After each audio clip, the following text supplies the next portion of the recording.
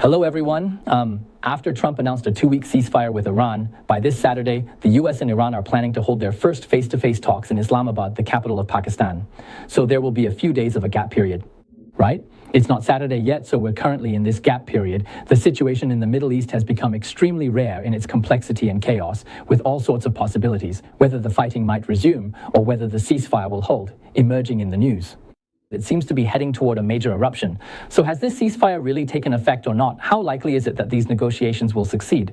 Between the US and Iran, who has made the bigger concession? So who won? To put it bluntly, that's what everyone is arguing about right now. Trump has publicly stated that the Chinese Communist Party was involved. So what happens after this round of ceasefire negotiations? Sigh. The role played by the Chinese Communist Party is gradually coming to the surface, isn't it? The media are starting to pay attention. Trump, as you know, issued a public warning. He posted that he would impose a 50% tariff, right? Whoever provides military aid to Iran, well, that was clearly aimed at the CCP. And today, General Flynn posted a very intriguing message. This information is directly related to the incident where Iran intended to sink the USS Lincoln aircraft carrier. So what exactly has Xi Jinping done behind the scenes? Yesterday, within the CCP's own internal circles, he stirred up a major news event again, and his objective was very clear. There was only one target. It is aimed directly at the military. Today is April 9th, Eastern Time. I am Tang Jinyuan, and welcome to our program, Jinyuan Speaks. The situation in the Middle East is changing rapidly and is dazzlingly complex. So where exactly is the real focus and key point? It's very simple. All you need to do is subscribe to our channel, and you'll be able to clearly see the current situation's trajectory and direction. First, let's talk about the topic that everyone is most concerned about, and that is also the most important right now, the ceasefire and negotiations, right?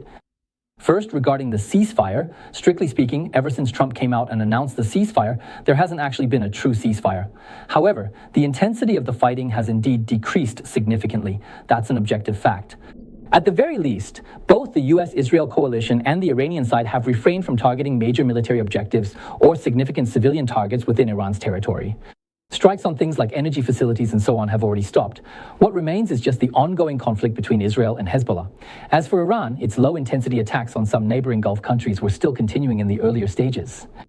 Of course, the main reason for this is that Israel has consistently insisted that its strikes against Hezbollah are not covered by the ceasefire agreement. Trump has publicly confirmed this, and even today, Vice President Vance has once again come out to publicly reaffirm this point. That is to say, this refers to the war between Israel and Lebanon. It's not within the scope of this ceasefire, but Iran is not having it. Iran has consistently insisted that everything must be tied together. If there's going to be a ceasefire, it must be a comprehensive one. If we stop here but they don't stop there, then it doesn't count. What's rather unusual is that we've seen both France and Germany successively support Iran's position. Germany even immediately announced that it would restart talks with Iran. This marks a shift for NATO. If before they were just standing by, merely watching from the sidelines and not getting involved, now NATO is gradually starting to take a stance opposite to Trump. It's like, Trump, if you want to go east, then I'll deliberately go west. It's already starting to turn into this situation. So when you ask how NATO will develop in the future, it's really not looking optimistic at all. Of course, as for Iran, its only bargaining chip is still the Strait, because Iran has once again blocked the Strait. Even though it wasn't really open to begin with, so-called reopening never actually happened. It has always been in a state of blockade, or at best, a semi-blockade. Yesterday, Iran only allowed 4 ships to pass through the strait, and all of them were cargo ships, not oil tankers. So oil has not been exported at all. Today, Russia's TASS news agency cited Iranian sources, saying that according to the new ceasefire agreement, Iran has decided that within the next 2 weeks, no more than 15 ships per day will be allowed to pass through the Strait of Hormuz. Furthermore, each ship must report to and obtain approval from the Revolutionary Guard, and can only travel along the route they designate. They also gave a reason, saying that some naval mines have already been laid in the strait, right? So only if you follow the route we specify can you be considered safe. Otherwise, you might be at risk. Of course, whether this risk means you might hit a mine, or for some other reason, only heaven knows why it would be unsafe. Of course, before the war, we all knew a certain statistic, right? The Strait of Hormuz. Every day, the number of large vessels passing through there was between 130 and 138, roughly around that figure. And now, the strait, if you look at it, according to Iran's statement, they're only letting about 15 ships through. Basically, you could say it's practically closed. Over 90% are being blocked. So last night, Trump once again came out and posted a warning to Iran. He said that all American ships, aircraft, and military personnel, along with additional ammunition, weapons, and other equipment, will continue to be stationed and remain within Iran or in areas surrounding Iran. Until a real agreement is reached, he used the term real agreement in the original text, and until it is fully complied with. He said that if, for any reason, compliance is not achieved, then war can resume at any time, and it will be bigger and stronger. Then he said, a long time ago, we already reached an agreement. Nuclear weapons are not allowed, and the Strait of Hormuz must remain open and safe. Open. Just before I started this live stream with everyone about half an hour ago, Trump posted a new message. The message was very short, basically just one sentence. He basically said that Iran has done a terrible job when it comes to keeping the strait open, and that up until now it still hasn't been fully opened. So he said, I'm closely monitoring this matter. And then at the bottom, he signed his name as the President of the United States, Donald Trump, right? So you can see that Trump has actually realized this issue, that the US and Israel have in fact already made significant concessions, but Iran really hasn't taken any action, because we've always said that this 2-week ceasefire is called a ceasefire in exchange for opening the strait, right? It's supposed to be reciprocal. We stop fighting, and on your side, the strait should be open. But now it's become one-sided. We've stopped fighting, but your strait is still blocked. That's how it is now. So you can see that even though Trump came out and made some tough statements, his core demand is still. In fact, what used to be called the 5 major demands has now been reduced to just 2 key points, right? That is, Iran is not allowed to possess nuclear weapons, and the Strait of Hormuz must be completely open. It has come down to these 2 demands. So you can see that during Iran's talks this Saturday, that is, Iran has made a public statement. They said that before the talks this Saturday conclude, and before Israel's attacks on Hezbollah have completely stopped, Iran has made it clear that it is unlikely they will open the strait. In other words, they've been holding on to control of the strait, constantly raising their demands, saying you need to agree to a ceasefire. Now they found another excuse, saying we haven't even started negotiations yet, and there's no outcome. So before any results come out of the talks, I'm not going to open the strait either, right? So today we saw the biggest change emerge. Israel's Prime Minister Netanyahu came out and announced that Israel will begin direct negotiations with Lebanon, that is, with Hezbollah. The main focus of these talks will be to disarm Hezbollah and establish peaceful relations. Then, the media reported that this announcement was made last night during Trump's event. He had a phone call with Netanyahu along with 3 other people. In fact, he was putting pressure on him. He asked Netanyahu to at least reduce the strikes against Hezbollah. They didn't say to stop completely, but he asked him to tone it down. The original report used the word tone down, meaning don't strike so aggressively, right? That way, negotiations between the US and Iran could proceed more smoothly. Strictly speaking, it's not that Netanyahu did Trump a huge favor, because he was facing tremendous pressure from the opposition at home. Many people in Netanyahu's own country are against him. People were saying that, how could you possibly do this, right? And then he agreed to negotiate with Hezbollah instead of continuing to strike them. So as soon as this news came out, it told us 2 things. First, you can see that Trump was quite eager to achieve a ceasefire as soon as possible. He really had no desire to continue the war and wanted to end it as soon as possible. But with this kind of mindset, it's very likely that Iran and the Chinese Communist Party will take advantage of it, right? Second, it's unlikely that Israel would continue to fight Iran on its own without the United States. So as you can see, even when it comes to fighting Hezbollah alone, Israel, they still have to be restrained by Trump. And mainly, it's because Israel needs a large amount of American military weapons and ammunition, including those precision-guided bombs and so on. If Israel insists on acting alone, the United States might restrict its supplies, because the Biden administration has actually done this in the past, right? When Israel was fighting Hamas, the Biden administration actually restricted Israel's ammunition. So to give everyone a general assessment of the current situation, you can see that after Iran announced a ceasefire, it continued to attack neighboring countries for several hours. However, objectively speaking, from yesterday to today, Iran has not launched any new attacks on the surrounding Gulf countries. This is the only relatively effective response we've seen from Iran, this response to the ceasefire, right? However, regarding the issue of closing the strait, Iran has not shown any substantive action so far. That is, they have not used this to demonstrate their sincerity about the ceasefire. As we mentioned earlier, this 2-week ceasefire is essentially a ceasefire in exchange for the strait. The US ceases fire, and on your side, the strait must remain open. It's not a ceasefire in exchange for a ceasefire. That's not the condition, right? So now, the US-Israel coalition has already stopped attacking, and it's a substantive halt. They've also acknowledged that the wars involving Hezbollah and Iran can be linked together. Now, hasn't Trump been asking Israel to keep a lower profile, right?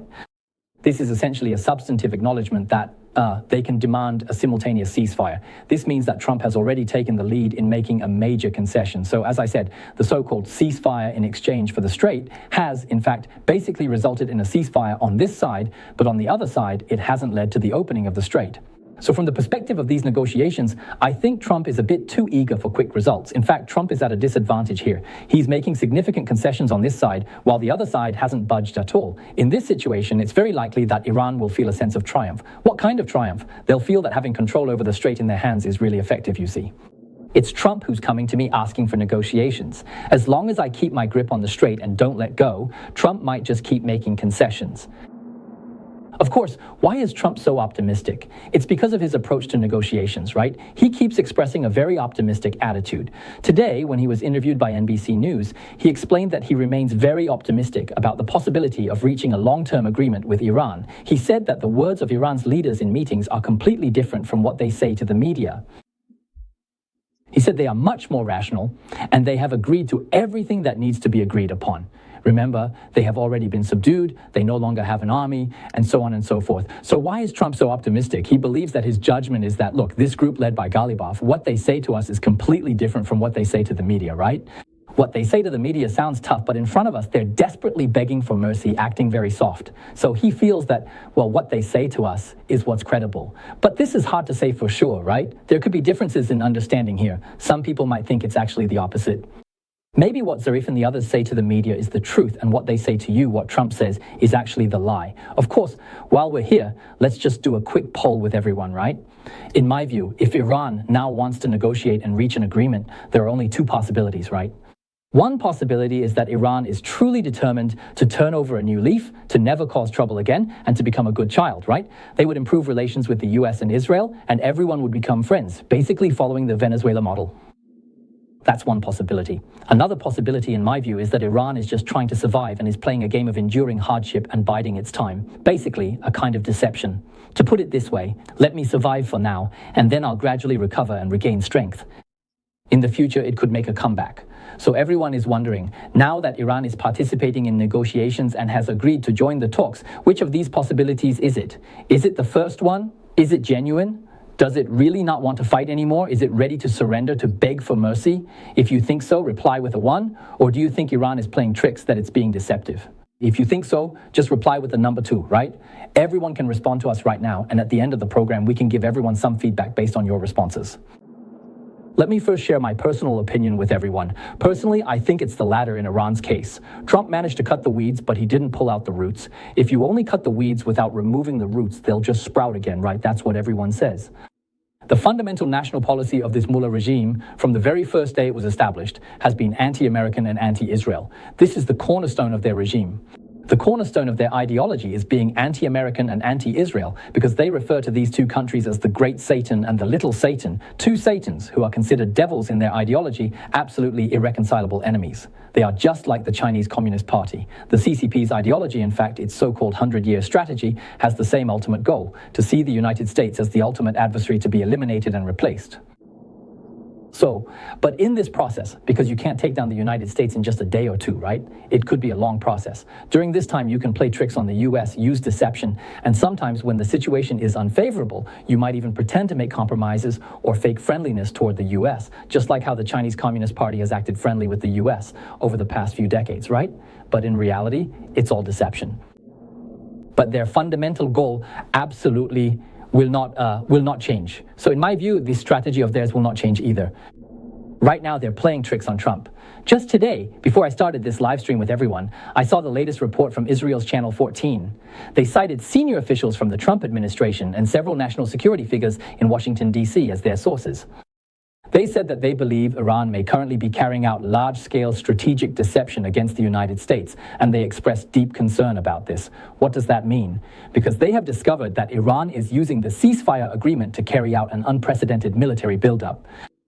Then this report cites a confidential intelligence document that points out one thing. There is an operation. Iran is currently carrying out an operation to quietly use the ceasefire opportunity, since there are no more bombings during the ceasefire, to disperse many of their key nuclear components, possibly including centrifuges and so on, to many secret locations in remote mountainous areas. At the same time, Russia and the Chinese Communist Party have accelerated their support, providing Iran with a lot of assistance. The purpose is to restore Iran's defenses and its network array, essentially to help Iran recover its military resistance capabilities. This was just revealed by Israel's Channel 14. So did everyone see that? Behind these negotiations, is it really about genuine talks, or are they just using negotiations as a cover, stalling for time and waiting for a chance to turn things around? Of course, I still want to remind everyone about the poll we did, right? You're all very welcome to go and respond to it as soon as possible. Next, what we want to discuss with everyone is the negotiations themselves, to talk about the current state of the US-Iran negotiations and the latest updates. The US-Iran negotiations this time are scheduled for Saturday morning this week. The location is Islamabad, the capital of Pakistan. The lineup of representatives from both sides has already been announced. On the US side, there are 3 people: Vice President Vance, Middle East envoy Witkoff, and Trump's son-in-law Kushner. On the Iranian side, there are 2 people: Speaker Ghalibaf and Foreign Minister Araghchi. As for the scale of the negotiations, especially on Vance's side, the US delegation is relatively large. This is due to security reasons. Vance's motorcade included many vehicles such as heavy armored Chevrolet SUVs, dedicated ambulances and support trucks, as well as vehicles equipped for electronic jamming to counter potential explosive threats, and so on, right? There were also SUV vans for advisors and staff, as well as additional protective vehicles at the rear, and so on. In total, there were between 40 and 100 vehicles. This was roughly the scale, a massive motorcade. Multiple large C-17 transport aircraft were needed for transportation, so the process was relatively slow.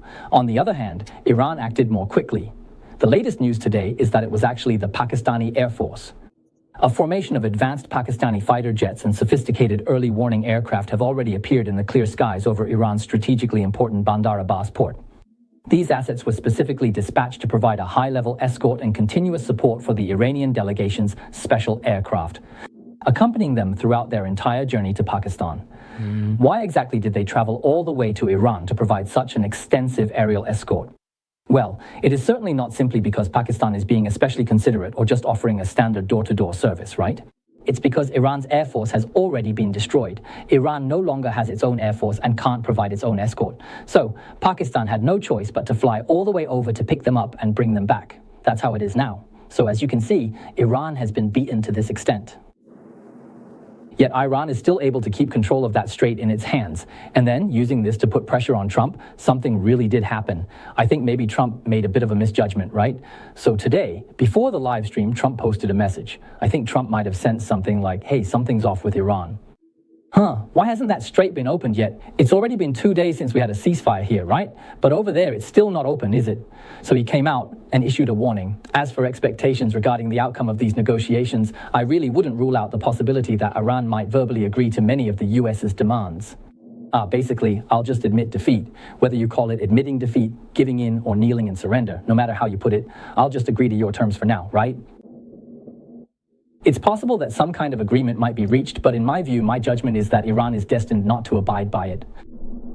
Because all it needs to do is simply hold out, just wait out the remaining 2+ years of Trump's term. By then you'll see, whether it's Iran's missile program or its nuclear program and so on, they will definitely start up again.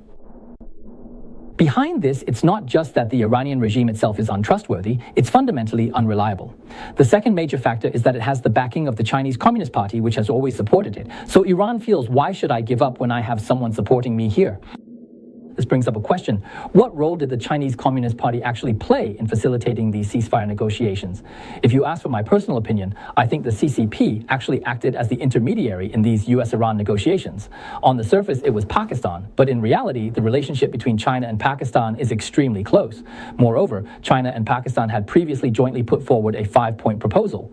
At the time, when I discussed that 5-point proposal on my show, I told everyone that its core was a ceasefire in exchange for reopening the strait, right?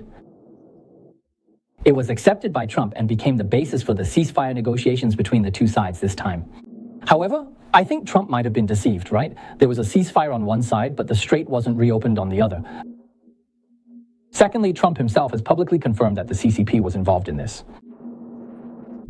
During the ultimatum period before the deadline, at the very last moment, he intervened and put pressure on Iran, which is what made Iran accept the temporary ceasefire plan. What does this indicate? First, it shows that the CCP still has strong influence over Iran. All he needs to do is make a phone call, and he can immediately have that effect. Secondly, from the CCP's perspective, they believe they need to preserve the mullah regime to keep their last foothold and pawn in the Middle East. Of course, they don't want the mullah regime to collapse completely, right?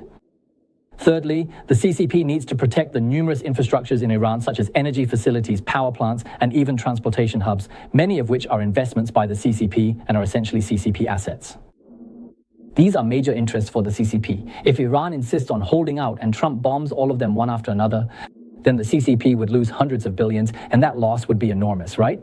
Fourth, and I think this is even more crucial, is that as for the CCP, it is Iran's biggest supporter in making a comeback. Because just today, as we mentioned earlier, General Flynn retweeted a pro-Israel account which posted some information. In this post, it revealed some inside news. Previously, Trump had publicly confirmed that Iran launched about 100 missiles to attack the USS Lincoln, right? However, all of them were shot down. Then this expose claimed that these more than 100 missiles were recently supplied to Iran by the CCP, routed through Pakistan. However, these missiles and ammunition were indeed of poor quality, and the US Navy successfully intercepted all of them. Then General Flynn forwarded this information and issued a warning. He said that if the report about the CCP supplying missiles to Iran via Pakistan is true, then this would constitute an act of war. He meant that it would be an act of war by the CCP against us. The CCP and Pakistan should be immediately warned. He said that the CCP should absolutely not be allowed to send another 500,000 students to study at our American schools and universities, let alone for our US government to reach any other agreements with the CCP and so on. Moreover, he also mentioned saying that if this is true, what does it mean for Pakistan to act as a mediator in ceasefire negotiations or a longer-term peace agreement between Iran and the United States? He posed this as a question. In other words, he is questioning whether Pakistan is qualified to be this mediator, right? Because you are not neutral. Of course, General Flynn's warning comes with this context. As we just mentioned, Trump actually also posted something earlier, right? He said that any country supporting Iranian weapons will face a 50% tariff imposed by us. As everyone knows, among the four major Axis powers, China, Russia, Iran, and North Korea, this time North Korea has clearly taken a wait-and-see approach toward Iran. North Korea has truly distanced itself and has not supported Iran in any way because it doesn't want to get itself into trouble. Seeing Trump, right? This time he's really angry and is taking real action. As for Russia, although it has indeed provided intelligence support to Iran and has even supplied some drones, Trump basically turns a blind eye to the issue of Russia. This is Trump's weakness, his Achilles heel. Whenever he sees Russia doing something, he basically ignores it. Moreover, even if he wants to impose that 50% tariff on Russia, in my opinion, it's basically meaningless, because everyone knows that trade between Russia and the United States is already close to zero, only about $2 or $3 billion. That's the figure. With just $2 or $3 billion, even if you add a 50% tariff, let alone 50%, even if you add 100%, it's inconsequential and meaningless. So when Trump says, I'll add another 50% tariff on you, in reality, this warning is directed at only one target, and that's the Chinese Communist Party. What does this indicate? It shows that the US government, that is, Trump and his team, are aware of the Chinese Communist Party's military assistance to Iran, and they may even already have evidence in hand. Of course, this brings us back to the earlier question. What exactly were the more than 100 missiles that Iran used to attack the USS Lincoln? Were they really supplied by the Chinese Communist Party? We all know that there has been speculation that Iran has long been trying to acquire from the CCP the so-called YJ-12, right? This is a supersonic anti-ship missile, which is said to be a carrier killer, but this claim has never been confirmed. As for Reuters, which previously reported on this news, they have consistently stated that this deal was still under discussion at the outbreak of the war and that there had been no actual delivery. In other words, Iran had not actually obtained these missiles. However, I think it's possible that Iran may have already received some samples for testing purposes. So, large-scale purchases haven't been finalized yet, but you have to give me a few samples first so I can try them out, test them, right? Maybe with Chinese experts present, I can demonstrate for you and so on. This possibility can't be ruled out. We also can't rule out the possibility that Iran may have used other models of missiles from China. Attacking the aircraft carrier, because everyone knows that this US-Iran conflict can be seen as a rare opportunity for China to test its carrier-killer missiles and their performance. I don't think the Chinese Communist Party would just let this opportunity slip by, so they will definitely try every possible way to use their own missiles or missiles very similar to theirs and have Iran try them out. Then they can collect a lot of data, right? See whether it actually works, whether it succeeds, and observe the results. So I think that with this saturation attack of over 100 missiles, I wouldn't even rule out the possibility that there were Chinese communist experts involved behind the scenes, guiding them on how to carry out the strike. It's just that it didn't succeed. Because we all know a basic fact. Iran's so-called domestically produced missiles, their technology is almost entirely sourced from the Chinese Communist Party. Those so-called Shahed missiles, or this missile or that missile, right? Almost all of them were given to Iran by the Chinese Communist Party. Basically, you could say they are just copies of Chinese missiles. Of course, in the UK, there's a media outlet called the Daily Telegraph, right? It's considered a major media outlet, and it's fairly reputable. It's a serious newspaper. Through analysis of shipping data, it has tracked that since the outbreak of the current US-Iran war, at least 5 ships have departed from Gaolan port in Zhuhai, China.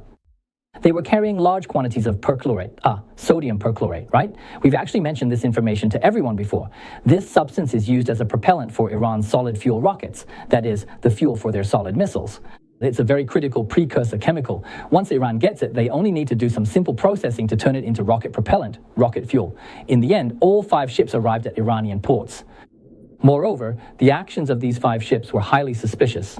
During their voyage, they turned off a tracking device called AIS, the Automatic Identification System, for extended periods. At least 2 of the ships even falsely reported their destinations, claiming they were headed to Vietnam, but in reality, they never went there at all. Instead, they made a detour and delivered the cargo to Iran. And every single one of these 5 massive vessels belongs to Iranian shipping companies that are currently subject to strict international sanctions. So based on detailed expert calculations and estimates, the chemicals being transported by these 5 ships would be more than sufficient to manufacture the high-grade fuel required for more than 700 ballistic missiles. Just these 5 ships alone could supply more than 700 missiles. Not only that, but the Wall Street Journal also published a report stating that almost all of the key materials and equipment for Iran's nuclear program actually come from the Chinese Communist Party. So, if you think about it, this raises a question. Why is Pakistan able to exert such influence over Iran? In my view, the answer is simple. It's because behind Pakistan, it's actually the Chinese Communist Party that is truly exerting influence. In other words, it's the CCP.